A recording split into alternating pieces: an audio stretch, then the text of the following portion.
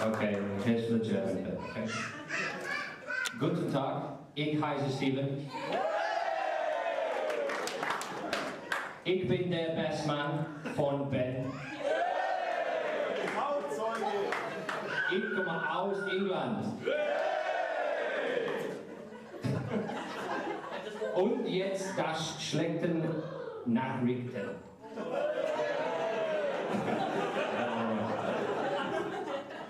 Ich kann keine Deutsch mehr, aber ihr waren super Zuschauer. And for all the German speakers in the room, that's all the German I'm going to be speaking. And for all the English speakers in the room, thank God you're here. Because otherwise that would have been the shortest best man speech of all time. So. Okay, so good evening, my name is Steve Salisbury and I'm the best man for Ben. Ben and I have known each other for about 10 years and we used to work together in England.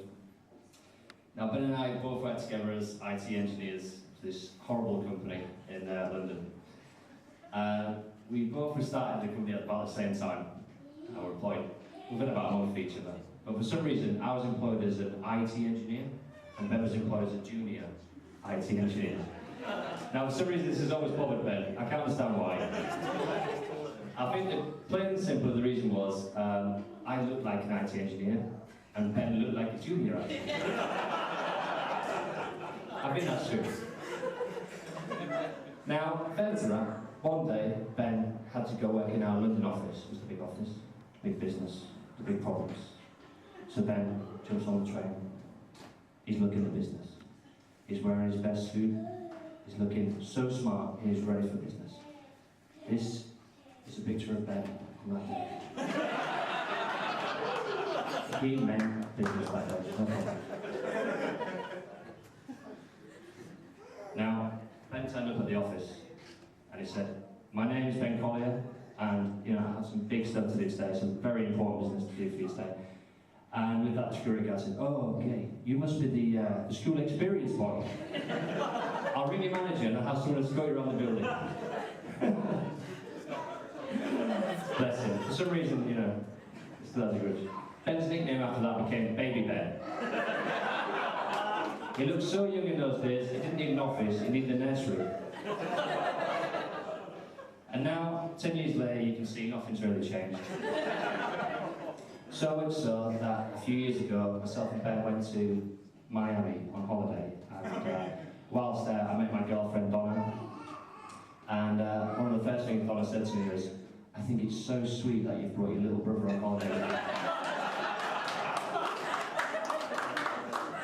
To which, obviously, really liking her, I replied, I know. I did actually come clean with her eventually, so as you can see, so Ben's young, good looks obviously do come in handy, just sadly not for him. Our boss at the company in London didn't like Ben too much. He thought Ben was really lazy. And this was because Ben had an art of doing everything from his armchair. He basically didn't get up. He came in the morning, 9 o'clock, he'd sit in the chair, and he did everything from his chair. And my boss hated him. My boss thought he was so lazy. So much so, in my boss gave him the nickname Ironside from the wheelchair architect. But I really enjoyed working with Ben, and we became fair friends. So today I'd like to just say how beautiful the maid of honour looks today, Anya. So a round of applause for Anya today. But I'd actually like to say how beautiful Steffi looks today. I think she looks truly stunning and absolutely gorgeous. And of course, yes, well give her a round of applause. And obviously Steffi's a beautiful young woman in her 20s. And a woman in her 20s is like Africa. She's young, half unexplored, and full of life. A woman in her 30s is like India. She's warm, luxurious, mysterious, and yet with an air of calm civilization.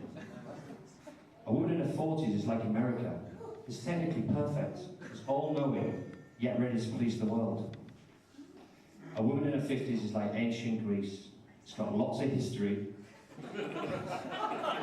She's won a share of battles, but she's mostly in ruins. A woman in her 60s is like Siberia. Everybody knows where she is, but nobody wants to go there. And next, I'd like everybody to take part in a very ancient global wedding ritual. So Steffi, if you would, I'd like you to place your left hand on the table, please. And then I'd like to place your right hand on top of Steffi's beautiful left hand. And everyone in the room, I'd like you to witness this beautiful and touching moment for the bride, and everybody say, "Aw." And Ben, I especially want you to enjoy this moment, because it's the very last time you're ever going to have the upper hand in this relationship.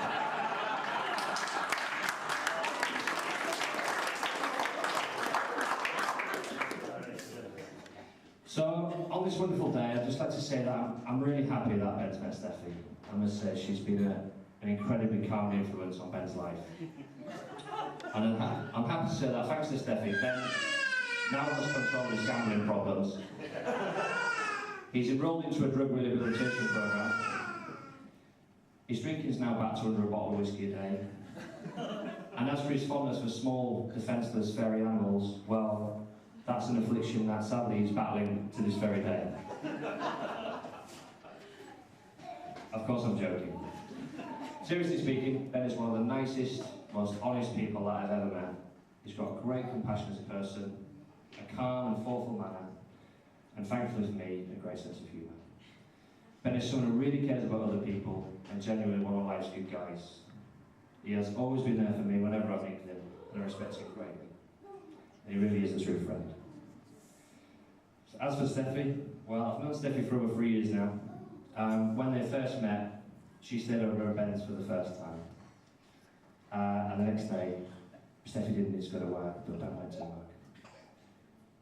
And so when Ben got home from work that evening, Steffi had cleaned the flat from top to bottom. She'd ironed all his shirts. She'd cooked his favourite meal. And when he got home on the doorstep, she gave him a big hug and a big kiss before going off to work an 8-hour shift at a bar that she went to. And when he called me, he said, "Steve, I think I'm falling for this girl." I said, "Mate, I don't blame you." Steffi is genuinely a really nice, honest and loving person. She always seems to have Ben's best interests at heart, and nothing's too much trouble for her. And they really do seem to have a really lovely understanding between them. I'm really sure they're going to be happy together, and once again, I've been really honoured. I'm really honoured to be here today to share in this special day for both of them. So I guess all that leaves me to do is propose a toast. So ladies and gentlemen, please raise your glasses to Steffi and Ben, and may they be blessed with love and happiness and a truly great marriage together. Ladies and gentlemen, the bride and groom. Thank you very much. That's it from me. Cheers.